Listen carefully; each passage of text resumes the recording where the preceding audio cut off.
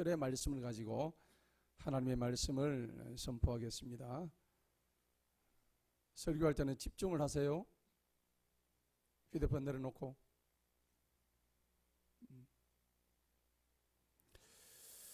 자, 우리 신앙생활이란 것은 유한한 우리의 삶을 보이지 않는 그 절대자, 하나님을 신뢰하고 나의 삶을 맡기고 목적지까지 뚜벅뚜벅 걸어가는 여정이 우리 곧 신앙생활입니다. 그래서 절대자를 믿는다는 것은 나의 생각과 나의 가치관을 버리는 일입니다. 절대자, 즉 전능자 하나님을, 그 하나님의 가치관과 그리고 하나님의 목적을 믿고 따르는 것이 우리가 절대자를 믿는다 하는 얘기입니다. 이것이 바로 순종인 거예요. 여러분, 순종이란 것은 누가 강요해서 되는 일은 절대 아닙니다. 순종은 스스로가 자발적으로 따라가는 일이죠. 나의 모든 인격적인 신뢰를 주님 앞에 드리는 것입니다. 여러분, 순종이 좋아요? 아니면 복종이 좋아요? 자발적인 순종이 훨씬 좋습니다. 남한의 기독교인과 북한의 기독교인, 어느 쪽이 더 신실하겠습니까? 남한의 기독교인은 많은 그리스도인들이 종교생활을 합니다. 어딜 가나 교회가 널려 있으니까요. 가도 되고 안 가도 됩니다. 그런데 저 북한 땅에는 교회가 없습니다. 그런데 엄연히 북한 땅에는 그리스도인이 존재합니다. 다만 드러나지 않을 뿐입니다. 지하에서 밤에 이슬을 맞도록 그들은 하나님을 큰 소리 내지도 못하고 마음속으로 찬양하고 지하에서 기도하고 남들이 보지 않는 곳에서 하나님의 말씀을 꺼내서 읽고 있다는 겁니다. 이것이 남한 교인과 북한 교인의 차이점입니다. 저들은 자발적인 순종을 따라가는 그리스도인이란 것입니다. 우리는 누군가가 하라고 해서 하는 그리스도인이 되어서는 결코 안 됩니다. 신앙생활에서 여러분들 순종한다고 할 때 순종의 의미가 뭘까요? 두 가지 의미가 있습니다. 나의 어떠한 상황 속에서도 내가 전적으로 하나님을 믿고 따라가느냐, 이것입니다. 그런데 어떤 사람은 나의 필요에 따라서 하나님을 모셔오는 겁니다. 내 할 일이 앞장설 때는 하나님은 잠시 저기 두고 내 할 일 다 끝나고 난 다음에 그때 하나님을 모시는 겁니다. 하나님은 즉각적으로 필요가 없는 거죠. 그게 우리의 신앙이고 우리의 삶의 모습인 것을 우리가 종종 보게 됩니다. 성도 여러분, 성경 속에 보면 위대한 신앙의 인물들이 많이 나타나지요. 그 중에서 여러분들이 특별히 좋아하는 신앙의 인물들이 있을 것입니다. 그런데 그 신앙의 인물들의 하나같이 똑같은 공통점이 있습니다. 이게 뭘까요? 그 공통점은 다름 아닌 하나님 말씀에 절대적으로 순종했다는 겁니다. 그런데 이 순종했던 유형도 두 가지가 있어요. 처음부터 하나님 말씀이 주어질 때 즉각적으로 순종한 타입이 있는가 하면, 또 어떤 사람은 하나님의 명령이 주어질 때 그때는 노합니다. 순종하지 않습니다. 그러다가 나중에 뒤늦게 하나님께서 매를 들어서 그 몸을 쳐서 그 환경을 어렵게 해서 숱한 고통 속에서 뒤늦게 깨닫고 되돌이켜서 하나님께 순종했던 인물들도 많이 있습니다. 뭐 어떠한 경우든 간에 사람은 불완전한 존재죠. 그렇기 때문에 완전하지는 못하기 때문에 근본적으로 사람은 다 죄성에서 자유로울 수가 없습니다. 그런데 처음부터 순종했던 유형이 누구냐면은 대표적인 사람이 아브라함이에요. 아브라함은 하나님께서 갈대아 우르를 떠나서 가라고 했을 때 그냥 순종했습니다. 정말 내비도 없었잖아요. 그냥 가라고 했을 때 목적지가 어딘지도 몰랐습니다. 누가 여러분 보고 어디를 가라고 했을 때 목적지를 알려주지 않으면 얼마나 깝깝할까요? 그런데 하나님께서 아브라함의 목적지 없이 그냥 가라고 얘기했습니다. 그냥 간 거예요. 그럴 정도로 순종했던 사람입니다. 또 아브라함은 이삭이라는 자기의 독자, 백세에 낳았던 그 사랑하는 이삭, 독자 이삭을 하나님께서 나에게 번제물로 드려라, 갖다 바쳐라고 했을 때 하나님이 이것만큼은 안 됩니다. 그런 말 하지 않았습니다. 예, 즉시로 내 아들을 잡아서 하나님 앞에 드리겠나이다. 그렇게 순종했던 사람이에요. 또 한 사람이 더 있죠. 우리가 구약 성경에 보면 욥이라는 사람이 있습니다. 동방의 의인이라고 그랬죠. 이 사람은 자기 자식이 10명이었는데 자신도 알지 못하는 이유로 자식 10명을 몽땅 다 데려가 버렸습니다. 그리고 자신이 가지고 있던 모든 재산을 한 방에 다 날려버렸습니다. 온몸에는 악창이 생겨서 말할 수 없는 그 질병의 고통 속에 있었음에도 불구하고 욥은 자기 입술로, 이 입술로 하나님을 조금도 원망하지 아니했습니다. 여러분, 우리의 삶과 대조가 되지 않습니까? 여러분과 제가 욥의 경우가 되었더라면 어떻게 했을 것 같습니까? 굉장히 힘든 삶을 살았겠죠. 아마 이 중에는 하나님을 떠난 사람도 분명히 있었을 것입니다. 그 지경이 되면. 자, 이렇게 아브라함과 욥처럼 하나님 말씀에 전적으로 순종하는 타입이 있었다면은 또 두 번째, 자기 뜻대로 하다가 얻어맞고 나중에 돌아온 케이스가 있어요. 대표적인 사람이 누굴까요? 바로 요나입니다. 여러분 요나 아시죠? 선지자 요나는 하나님께서 너 빨리 지금 저기 다시스로 가, 스페인 다시스로 가서 니느웨로 가서 니느웨에 멸망하는 백성에게 회개의 복음을 증거해 라고 했을 때 요나는 하나님의 명령을 거부하고 자기가 마음속에 품고 있었던 다시스를 향해서, 오늘날 스페인이죠, 그곳을 향해서 배를 타고 가다가 큰 풍랑을 만나게 되고 배가 좌초의 위기에서 몸이 바다에 버려져서 고래 뱃속에서 3일간을 있다가 나와서 하나님의 뜻을 깨닫고 니느웨를 향해서 회개의 복음을 증거하게 됩니다. 그 요나 선지자를 통해서 니느웨라는 큰 도시가 모두 회개하는 역사가 일어나죠. 오늘날 이 대한민국에도 니느웨의 회개를 독촉했던 요나 선지자의 그 부르짐이 있어야 될 줄로 믿습니다. 또 한 사람이 더 있죠. 여러분 잘 아시는 사도 바울입니다. 사도 바울은 신약 성경을 무려 13권이나 썼던 아주 위대한 사도임에도 불구하고 원래 그 사람은 그리스도인들을 잡아 죽이는 아주 악독한 사람이었습니다. 스데반을 죽였고요, 수많은 그리스도인들을 잡아서 감옥에 가두고 사형을 시켰던 그런 아주 악한 사람이었습니다. 그 사람이 다메섹 가는 도상에서 하나님을 만나게 되었습니다. 예수님을 만났습니다. 그의 인생이 변화되었습니다. 여러분, 어떤 경우든 순종을 하게 되었습니다. 아브라함이든 욥이든 요나든 바울이든 처음부터 순종했든지 아니면 도중에 순종했든지 순종을 하고 난 뒤에 결과는 엄청난 하나님의 복이 따랐다는 것입니다. 그런데 불순종할 때는 하나님께서 주시는 그 고통이 얼마나 크다는 것을 뼈저리게 느끼게 되고 또 그것이야말로 자신의 멸망이요 저주의 길에 다가간다는 것을 뒤늦게 깨닫는 거죠. 오늘 우리가 살펴볼 본문 창세기 24장의 말씀이 바로 그겁니다.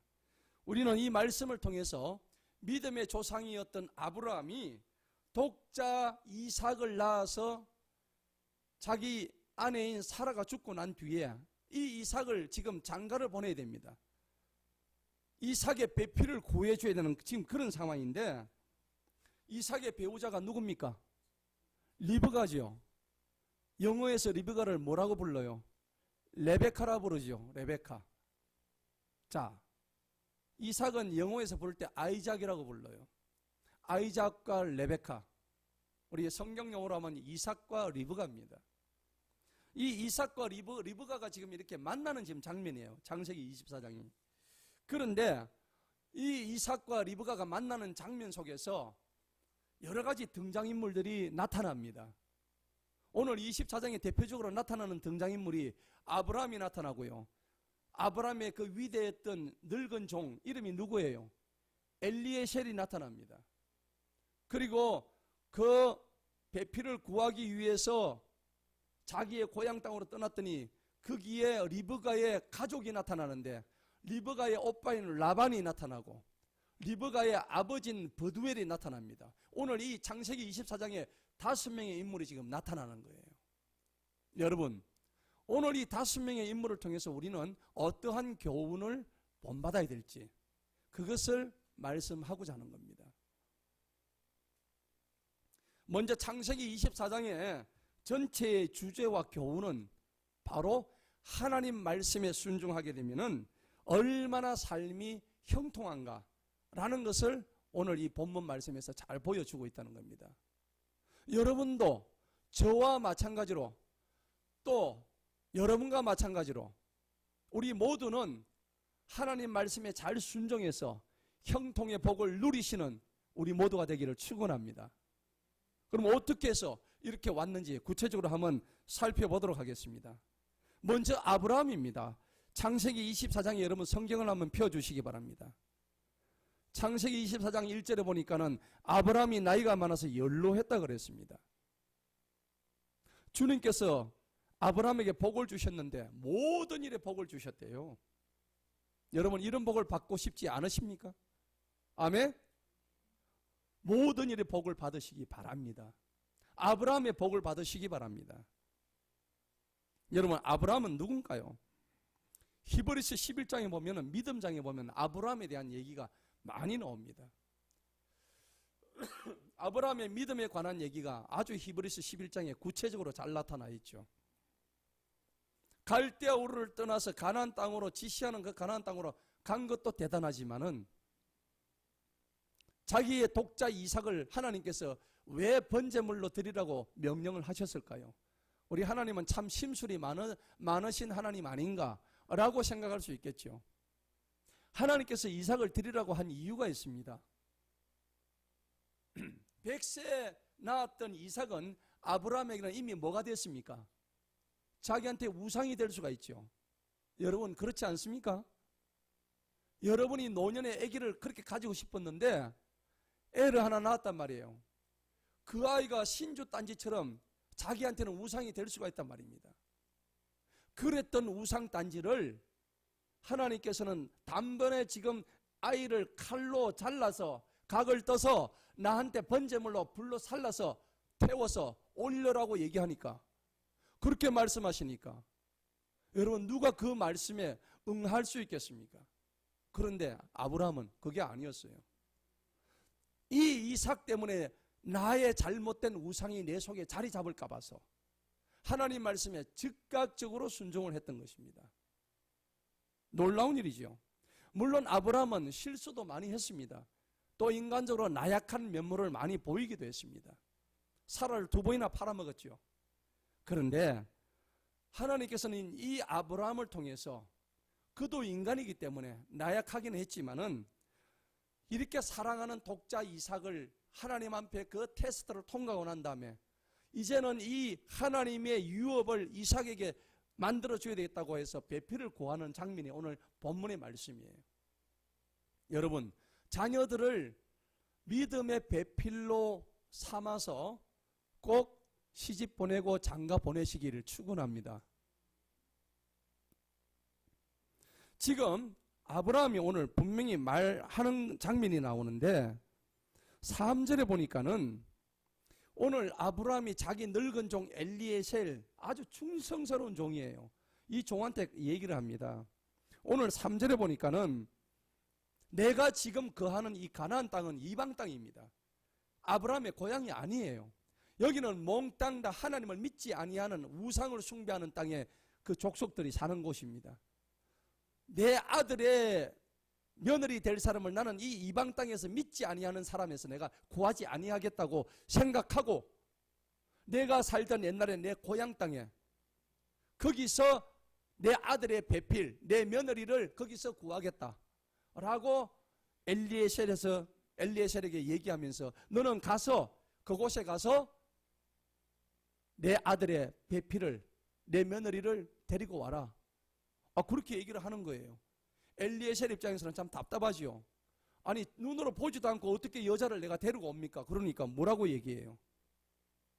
7절에 보세요. 보니까는 그분께서 그분의 천사를 네 앞에 먼저 보내신다고 아브라함이 그렇게 얘기를 하는 거예요. 아브라함의 믿음이 대단하지요. 이 정도는 돼야 될 거 아닙니까? 여러분들 자녀를 갖다가 간택을 하고 배우자를 고를 때 이 정도의 믿음을 가지시기를 축원합니다. 여러분, 자, 그래서 고린도서 6장 14절에는 그런 말씀이 있습니다. 믿지 아니하는 자와 함께 멍에를 같이 매지 마라. 그런 말씀이 있습니다. 잘 믿던 사람도 믿지 않는 집안에 시집가고 장가가면은 그의 믿음을 다 놓쳐버립니다. 굉장히 위험합니다.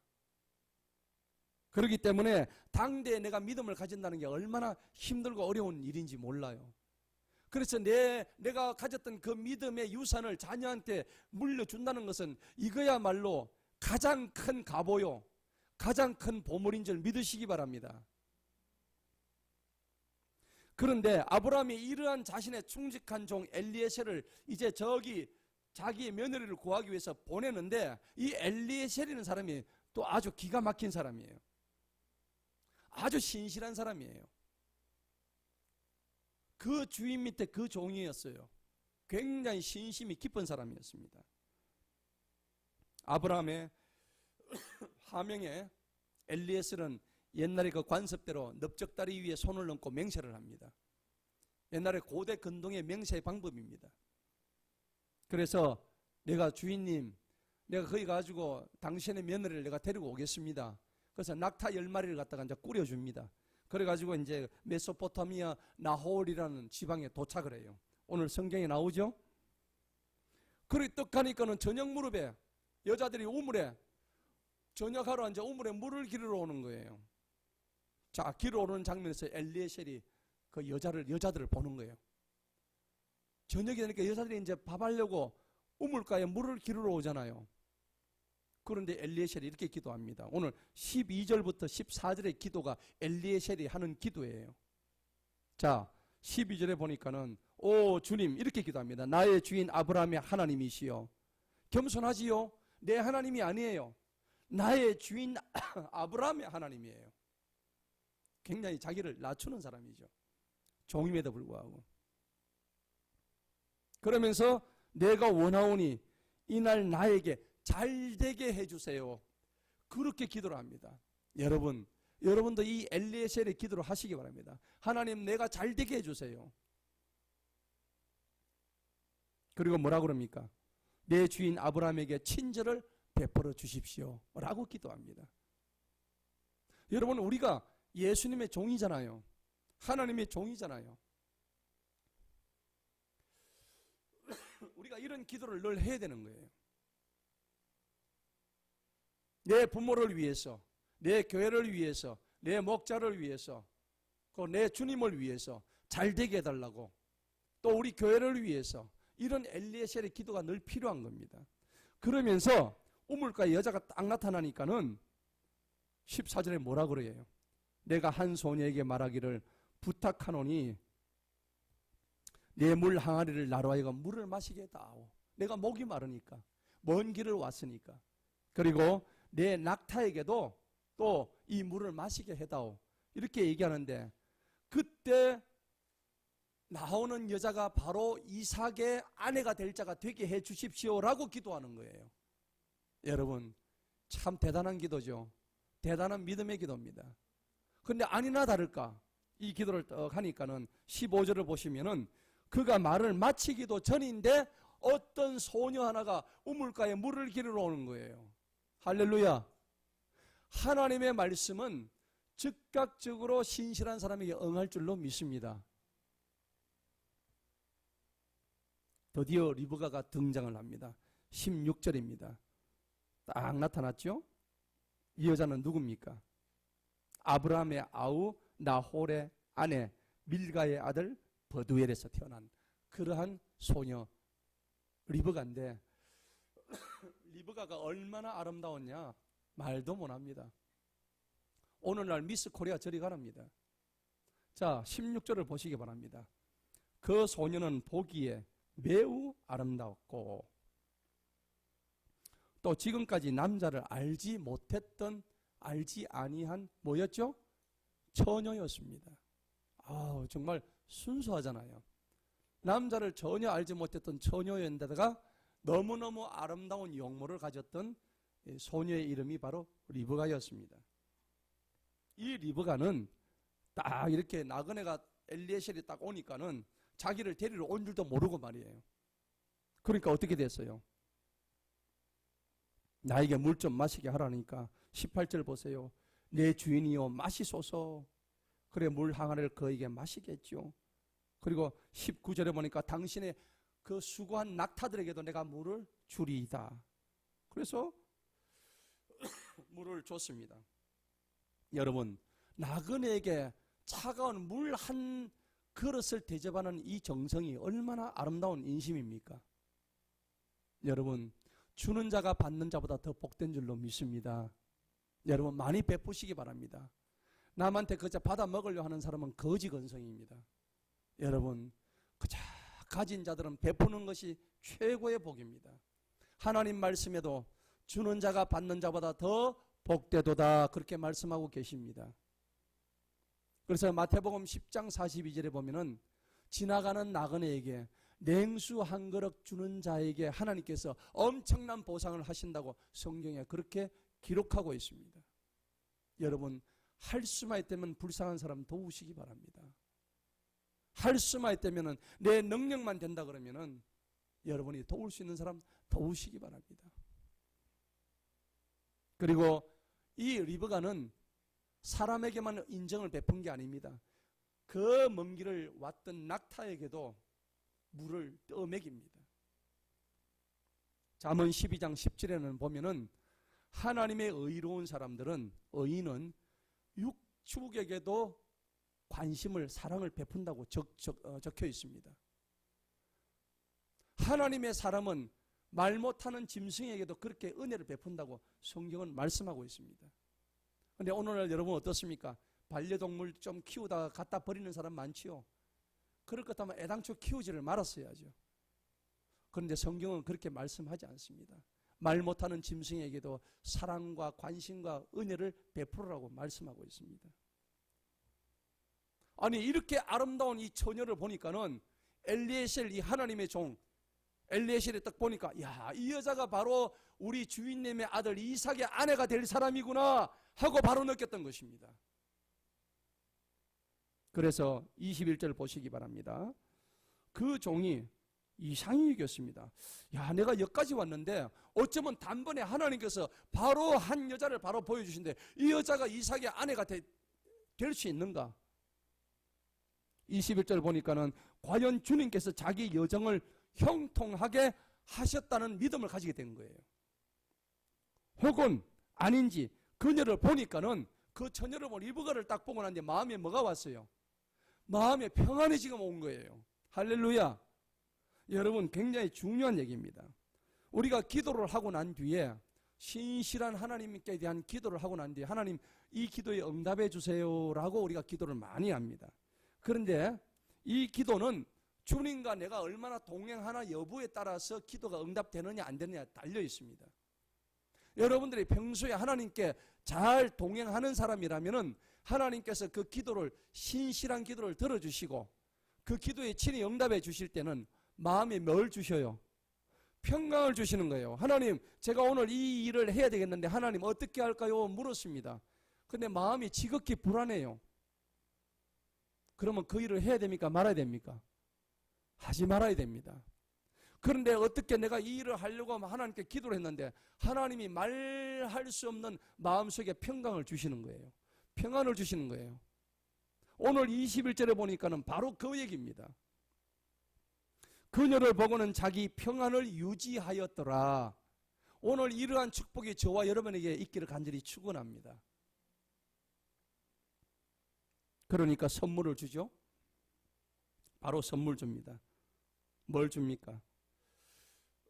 22절에 보니까 2개를 줍니다. 금귀고기, 그 다음에 금팔찌 2개를 주죠. 여러분, 이제 이 사람이 내 사람이 되었다고 생각하니까 선물을 주는 거예요. 여러분, 선물은 받으면 좋아요, 안 좋아요? 좋지요? 근데 받는 자만 돼서는 안 됩니다.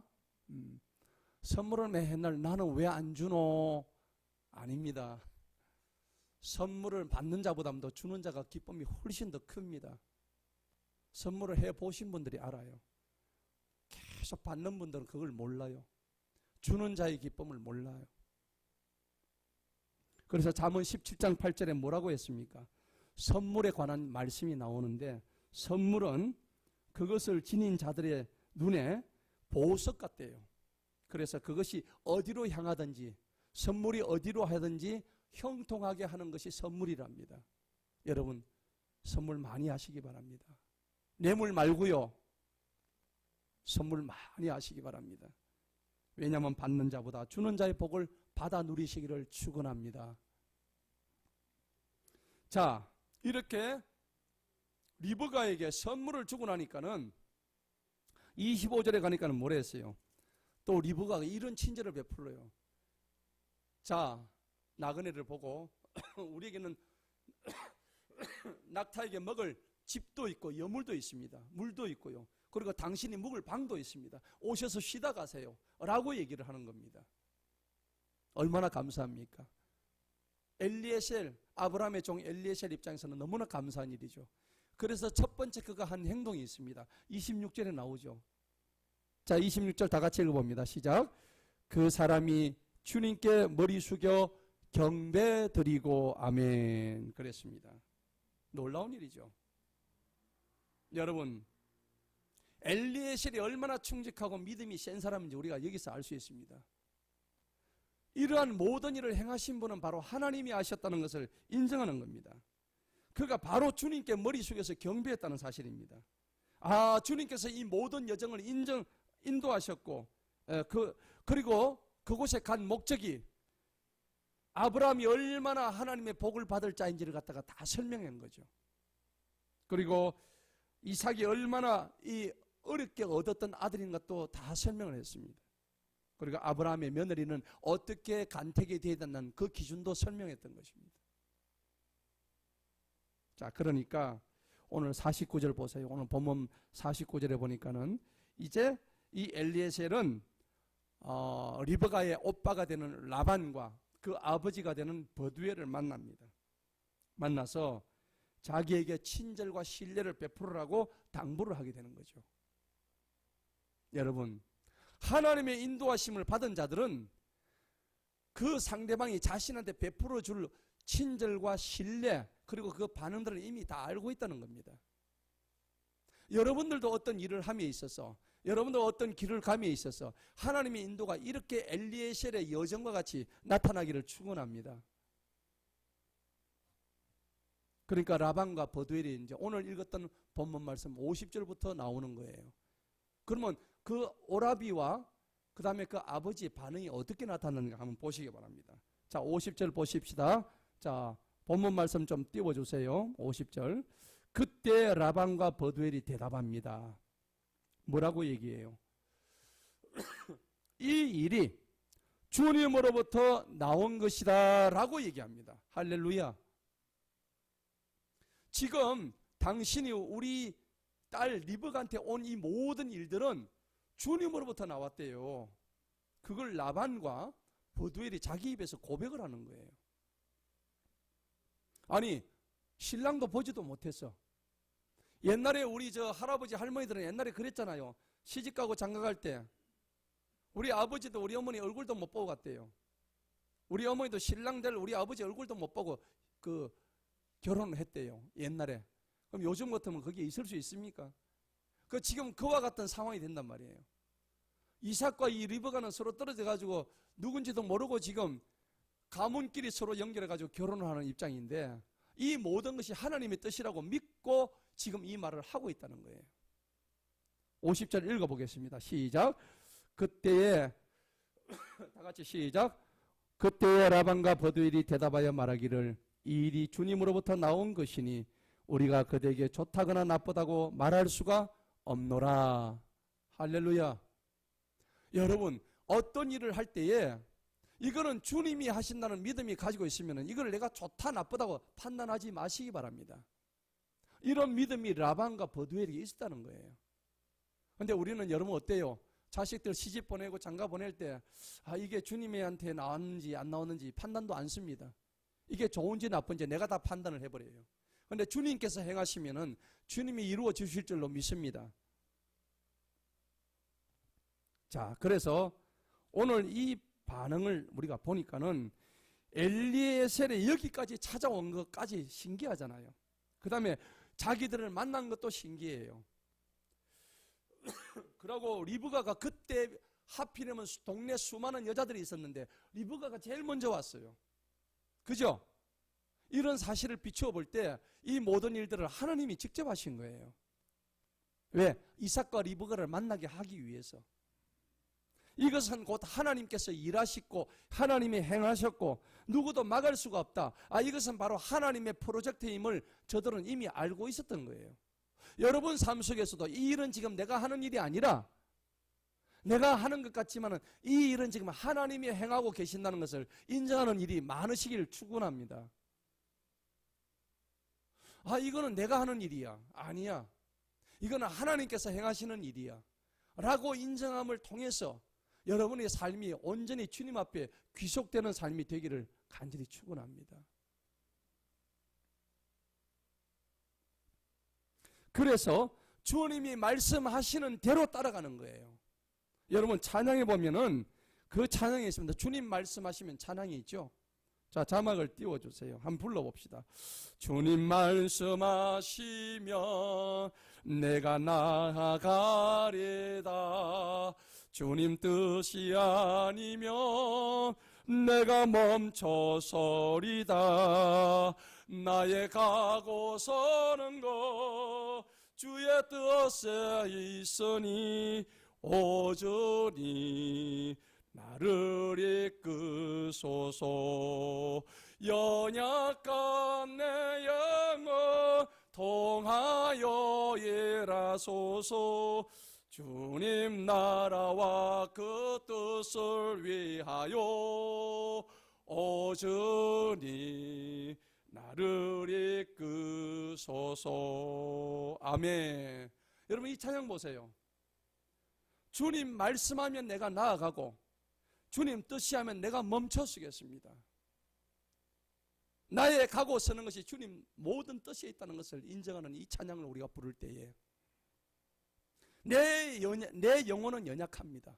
하지만은 이 연약한 영혼을 통해서 하나님 일하여 주옵소서라는 고백이 여러분 평생에 여러분의 삶을 좌우하는 좌우명 되시기를 축원합니다. 52절을 보시면은 아브라함의 종이 그들의 말을 듣고 땅에 엎드려서 주님께 경배합니다. 그 51절에도 보니까는 주님께서 말씀하신 대로 그녀를 데리고 가라. 그리고 그녀가 당신 주인의 아들이 되게 하리니 되게 하라. 야, 참 믿음 좋죠. 얼굴도 안 보고 사위 될 사람 얼굴도 한번 안 보고 제매 얼굴도 한번 안 보고 신랑 될 사람 얼굴도 한번 안 보고 그냥 바로 데려가라는 얘기입니다. 이런 믿음 보세요. 그러니까 아브라함의 종이 그들의 말을 듣고 땅에 어떻게 합니까? 엎드리고 주님한테 경배합니다. 여러분 사실 감사해야 될 사람이 누구죠? 인간적으로 보면 주님이 아니고 누구예요? 그 리브가의 아버지 앞에 가지고 막 큰절을 해야 되겠죠. 아이고 우리 주인의 며느리를 이렇게 되게 해주셔서 너무 감사합니다라고 인간적으로 그 엘리에셀이라는 종이 리브가의 아버지와 오레비 앞에 가지고 큰절을 해야 되는데도 지금 엘리에셀은 거기 절하지 않습니다. 누구한테 합니까? 52절에 보니까 그들의 말을 듣자마자 땅이 엎드려서 누구한테 경배드려요? 주님에게 경배드립니다. 할렐루야. 이게 바로 아브라함의 종, 신실했던 종 엘리에셀의 신심입니다. 그러고는 금보석들을 다시 선물로 또 줍니다. 낙타를 10마리를 가지고 왔으니까 얼마나 거기 선물을 많이 실어 왔겠습니까? 그리고 이제 잔치를 하고 이제 하룻밤 먹고 이제 가라고 했는데 이제 그들이 이제 얘기합니다. 그 당시에 신부가 고대 근동의 관습이 그래요. 신부가 신랑 집에 가기 전에는 신부가 자기 집에서 한 열흘 정도를 더 머물다가 간대요. 자, 그러니까 55절 보세요. 그녀의 오라비와 어머니가 말하죠. 이 소녀를 며칠만, 적어도 며칠만요, 열흘만이라도 우리와 함께 좀 머물게 해주세요. 그 후에는 데리고 가든지 그렇게 마음대로 하세요 라고 얘기합니다. 자, 당시 관행이었습니다. 사랑하는 평생 키운 딸을 시집 보낸데 열흘 정도 못 데리고 있겠습니까? 그런데 56절 보세요. 그 종이 그들에게 말합니다. 나를 지체하게 하지 마소서. 주님께서 내 길을 형통하게 하셨으니 나를 내 주인에게 돌아가게 하소서. 여러분, 자신의 임무를 완수하고 자신의 사명을 완수하고 복귀하고자 하는 이 하나님의 종, 아브라함의 종 엘리에셀의 태도를 한번 보십시오. 여러분 같으면 어떻겠습니까? 야, 이제 우리 주인이 원하는 며느리도 봤으니까 띵까띵까 오늘 술 한잔 하고 여기서 마음대로 한 열흘간 퍼마시고 그동안 영양 보충 좀 하고 푹 쉬었다 열흘 정도 있다가 가지 라고 할 수도 있겠죠. 그렇다고 해도 큰 흠이 되지 않습니다. 그럼에도 불구하고 그런 청을 다 뿌리치고 나는 즉각 바로 돌아가야 됩니다 라고 얘기하는 거예요. 왜 이렇게 서둘렀을까요? 여러분, 이 엘리에셀이라는 종은 아브라함의 종으로서 아브라함에 대한 그 충성심만 있은 것이 아니라 성령님이 그의 마음을 주장해서 그의 열정과 순종하는 마음을 주셨기 때문에 그 자리를 빨리 박차고 일어나가지고 자기 주인이었던 아브라함에게 돌아가고자 했던 마음인 것을 우리가 알 수 있습니다. 이것은 자기 인간적인 생각이 아니라 성령님이 주시는 마음인 것을 우리가 알 수가 있습니다. 자, 그러니까 열흘만 더 있다가 가라니까. 아니, 지금 당장 돌아가야 된다. 그러니까 그 엄마가 뭐라 그래요? 그러면 우리 딸내미한테 직접 한번 가서 물어봅시다. 물어보면 그 아이가 원하는 대로 합시다. 아, 그래, 좋습니다. 그래가지고 이제 58장에 이제 갔죠. 58장에 그들이 리브가를 불러서 그녀에게 말합니다. 네가 이 사람과 함께 가겠느냐 하고 그녀에게 물었죠. 물으니까 뭐라 그래요? 58절. 내가 뭐라 그래요? 가겠나이다. 내가 가겠나이다. 아니, 이 딸도 대단하지요. 즉각적으로 순종을 하는 거예요. 오늘 설교 제목이 즉각 순종입니다. 내가 즉시로 따라가겠습니다. 엄마 아버지도 중요하지만 나는 이미 하나님께서 나의 삶을 점지하셨기 때문에 더 이상 미루지 않고 나는 내 배필을 찾아서 즉각적으로 지금 이 엘리에셀 종과 함께 다시 아브라함에게 돌아가겠습니다. 여러분, 오늘 설교 제목이 즉각 순종이에요. 오늘 리브가의 이 즉각적으로 순종하는 내가 가겠나이다 라는 고백이 저와 여러분들의 삶에 참된 고백 되시기를 축원합니다. 절대 머뭇거리지 않았습니다. 이 모든 일이 리브가는 하나님께서 작정하셨고 섭리 속에 있었기 때문에 이 거룩한 부르심을 잊고 내가 즉각적으로 순종해야 되겠구나 라고 생각을 했던 거죠. 자, 그러니까 오늘 본문 말씀 마지막 절에 뭐라 그래요? 60절 다 같이 한번 읽어보겠습니다. 시작. 그들이 리브가에게 복을 빌면서 그녀에게 말하되 우리의 누이 동생이여 너는 뭐가 되어? 천만인의 어머니가 될지어다. 아멘. 그리고 또 뭐가 돼요? 내 씨가 그들을 미워하는 자들의 문을 차지할지니라 하니라. 아멘. 지금 자기 가족들, 어머니, 오레비, 아버지 모두 다가 한 마음으로 이 리브가 딸에게 축복을 하는 거예요. 네가 뭐가 되라고요? 천만인의 어머니가 되래요. 이야, 놀랍죠? 아니, 아들이래봤자 이삭밖에 없었어요. 물론 그 전에 낳았던 이스마엘도 있었지만은 아브라함에는 이삭이 자신의 유업을 이을 수 있는 유일한 그 대였습니다. 그런데 이삭이 씨를 받아야 할 이 리브가를 선택했다는 거죠. 그래서 이 리브가를 통해서 야곱의 12지파가 리브가를 통해서 다 이어지는 거예요. 아브라함에게 약속하셨던 너는 밤하늘의 뭇별과 같게 되겠고 너는 저 바다의 무수한 모래와 같이 네 자손이 번성하리라고 약속하셨던 하나님의 약속이 오늘 이 리브가를 통해서 이루어지는 거예요. 야곱의 12지파가 리브가의 그 부모의 입에서 나왔던 너는 천만인의 어미가 될지라, 이 말 놀라운 축복이죠. 이게 즉각 순종의 축복인 것입니다. 우리는 오늘 본문 말씀을 통해서 이삭의 배필을 구하는 과정에서 우리는 각자 이 5명의 등장인물의 놀라운 역할에서 우리는 충실하고 성실한 즉각 순종의 의미를 깨달아야 됩니다. 여러분 보세요. 아브라함이 처음에 등장하죠. 아브라함은 하나님의 약속을 굳게 믿었던 즉각 순종의 표본이었습니다. 그리고 두 번째로 나온 사람이 누구예요? 그의 종이었던 엘리에셀이었습니다. 이 사람 또한 너는 가서 데리고 온나 그러니까 즉각 순종했습니다. 가서 생명과 복의 사람을 데리고 오는 자기의 임무를 아주 훌륭하게 완수했던 사람이 엘리에셀이었습니다. 그리고 오늘 자신의 딸과 여동생을 하나님의 명령인 줄 알고 즉각적으로 데리고 가라고 가지고 그렇게 얘기했던 리브가의 오라비 라반과 그의 아버지 버두엘 또한 즉각적으로 순종했던 사람들이었습니다. 그리고 오늘의 주인공 누굽니까? 리브가죠. 리브가는 어떻겠습니까?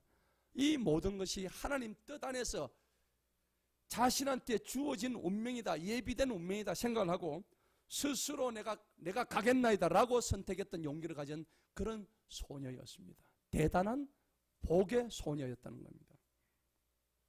그런데 나중에 뒤에 가면요, 이삭이 리브가를 맞이하는 장면이 나와요. 딱 보니까는요, 63절에 보시기 바랍니다. 이삭이 저녁 때에 들에 나가 묵상하다가 그가 눈을 들어 바라보니 보라, 낙타들이 오고 있더라. 리브가가 눈을 들어 이삭을 보고 낙타에서 내렸더라. 여러분, 이삭은요, 리브가를 보는 즉시 이 여자가 바로 내 여자구나 하는 걸 바로 알아차렸던 거예요. 그래서 하나님이 주신 나의 영원한 배필이라는 것을 즉각적으로 순종하는 마음으로 받아들였다는 것입니다. 여러분, 아브라함도 대단하지요. 그의 종 엘리에셀도 대단합니다. 라반과 버두엘도 즉각적으로 순종했습니다. 리브가는 내가 가겠나이다를 외치면서 즉각적으로 열흘 동안 머무르지 않고 하루도 머무르지 않고 바로 따라갔다는 것입니다. 여러분, 이삭과 리브가의 만남은 우연인 것 같지만 사실은 하나님의 계획과 섭리 안에서 다 녹아진 멋진 작품이었음을 우리가 알 수가 있습니다. 사실 이 이삭과 리브가는, 이삭이란 자체가 예수님을 예표하고 있는 인물이죠. 이삭은 하나님 앞에 드려진 번제물이었습니다. 자신의 몸을 희생했던 번제물, 곧 자신의 몸을 내어준 예수님을 예표하고 있는 그런 인물이 바로 이삭이었습니다. 그런데 이 이삭이라는 인물은 오늘날 주님의 핏값으로 사신 교회를 의미하는 거예요. 그 교회의 머리 대신 우리 그리스도께 온전히 순종하는 모습의 성도의 모습이 바로 리브가로 예표되고 있다는 것을 우리가 알 수가 있습니다. 여러분, 오늘 주님의 몸에 절대적으로 순종하는, 이 교회에 순종하는 성도가 되시기를 축복합니다. 이삭에게 순종했던 리브가처럼 오늘 말씀의 결론입니다. 여러분, 나는 그러면 오늘 이 즉각 순종의 축복을 내 삶에 어떻게 적용을 해야 되겠습니까? 말씀은 들었지만 여러분 삶에 적용을 어떻게 해야 될까요? 자기 스스로 한번 돌아보시기 바랍니다. 나는 얼마나 리브가처럼 이렇게 즉각적으로 순종하고 살았는지, 얼마나 하나님의 말씀이 주어질 때, 하나님의 말씀이 나의 삶에 주어질 때 얼마나 나는 순종하고 살았는지를 한번 되돌아보시기 바랍니다. 주의 종의 말에 얼마나 여러분들 귀를 기울였는지 한번 되돌아보시기 바랍니다. 엘리에셀은 주의 종의 말에 엄청나게 귀를 기울였습니다. 순종에는 세 가지 요소가 있습니다. 따라합시다. 첫째, 즉각 순종. 즉각 순종. 두 번째입니다. 철저히 순종.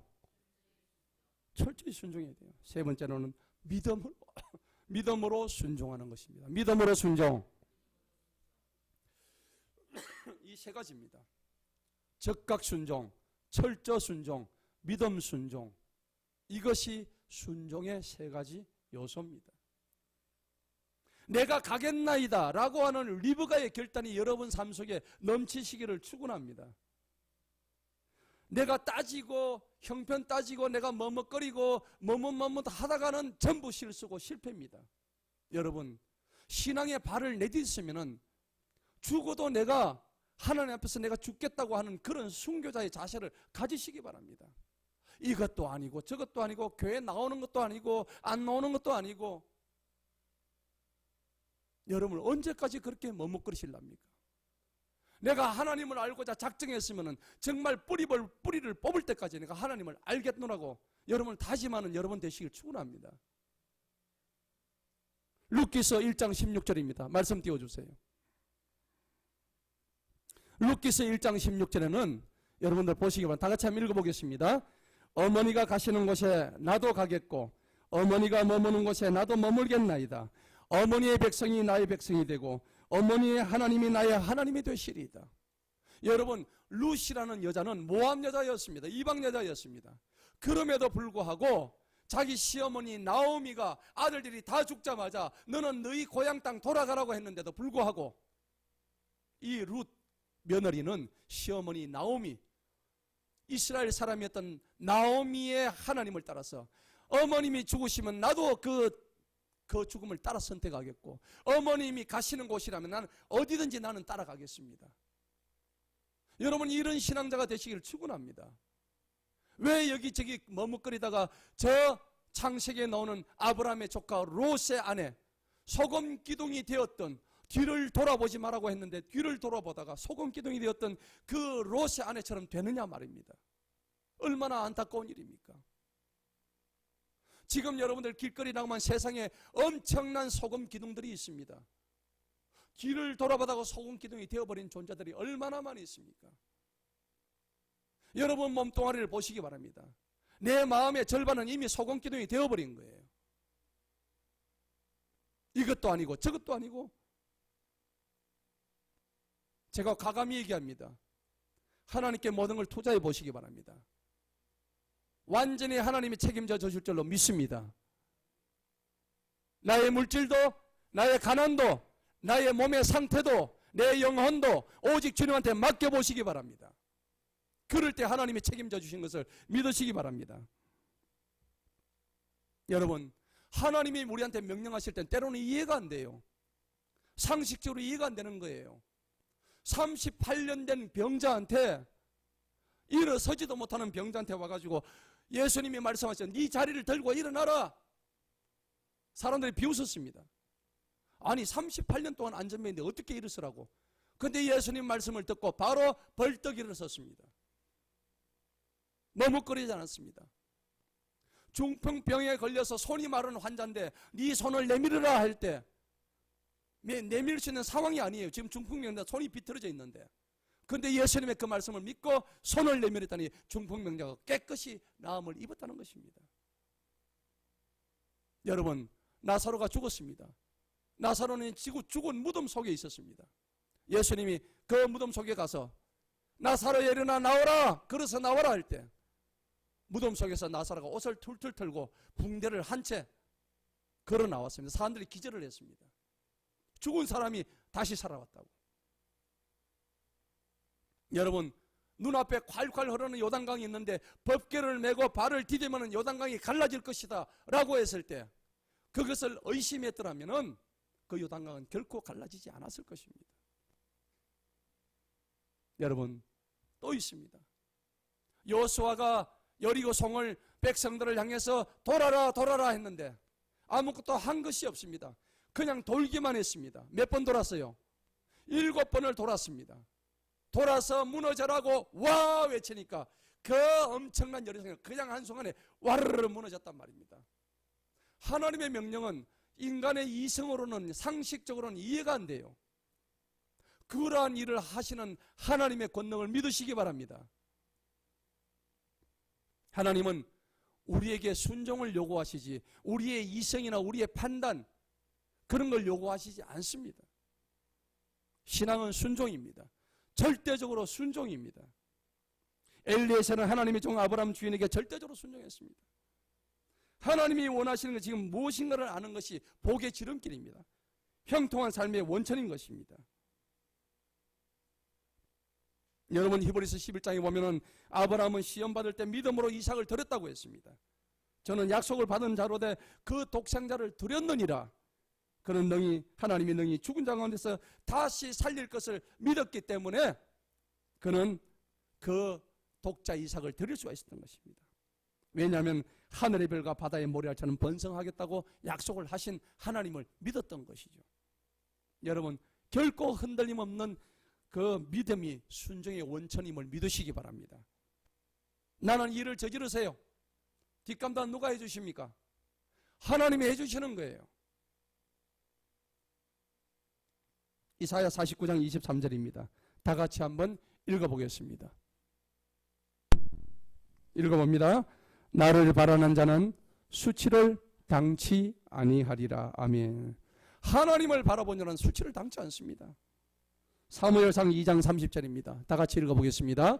나를 존중히 여기는 자를 내가 존중히 여기고 나를 멸시하는 자를 내가 경멸히 여기리라. 주님 말씀하셨습니다. 여러분 대접받고 싶으시죠? 남에게 대접받고 싶은 대로 그 남에게 대접하시기 바랍니다. 하나님한테 대접받고 싶으십니까? 먼저 하나님을 대접하시기 바랍니다. 하나님은 오늘 분명히 오늘 사무엘상 2장 30절에서 말씀하십니다. 하나님을 존중히 여기는 자를 내가 존중히 여긴다고 말씀하셨어요. 나를 경멸하면은 내가 그를 멸시하라고 성경은 말씀하고 있습니다. 여러분 사자굴에 들어갔던 다니엘은 털끝 하나 상처 안 했습니다. 천사가 입을 봉했기 때문입니다. 여러분 영국의 유명한 요한 레슬레라는 목사님이 계셨습니다. 이 목사님이 40년 동안 영국의 대부흥사가 되었습니다. 근데 알고 보면 그 목사님은 가정생활은 굉장히 불행했습니다. 왜 불행했냐니까 그 요한 웨슬레 목사님의 사모님이 진짜 엉망이었습니다.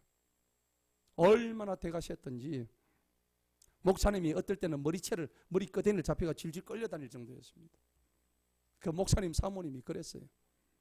그런데 이 요한 웨슬레 목사님이 그 엄청난 그 악체인 그 사모님 때문에 집에를 들어가지 못하고 40년 동안 말을 타고 전국을 돌아다니면서 복음을 전했대요. 그때 하나님께서 그에게 성령을 부어주셔서 영국 대부흥의 주역이 됐던 분이 요한 웨슬레 목사님입니다. 하나님은 이와 같이 그 원수 같은 악처를 통해서도 하나님이 일을 하신다는 것을 기억하시기 바랍니다. 여러분 내 앞에 놓여져 있는 환경을 탓하지 마세요.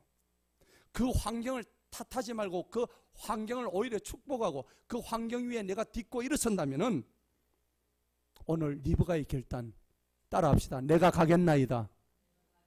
내가 가겠나이다. 그러한 리브가의 결단이 여러분의 결단이 되었어. 일평생 동안 절대 순종하고 즉각 순종하고 믿음으로 순종하고 철저히 순종해서 하나님의 복을 받아 누리는 저와 여러분 되시기를 간절히 축원합니다. 기도하겠습니다.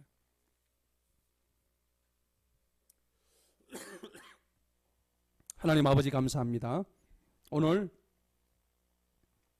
창세기 24장의 말씀을 통하여 리브가의 즉각적인 결단, 순종, 내가 가겠나이다 라고 했던 그 하나님의 음성을 들려주시고 우리도 이와 같이 그것을 본받아 하나님 앞에 달려가는 저희들 되게 하여 주옵소서. 그리하여 순종의 축복을 자손 대대로 받아 누릴 수 있는 우리 모두가 되게 하여 주옵소서. 이제 하나님 새 봄이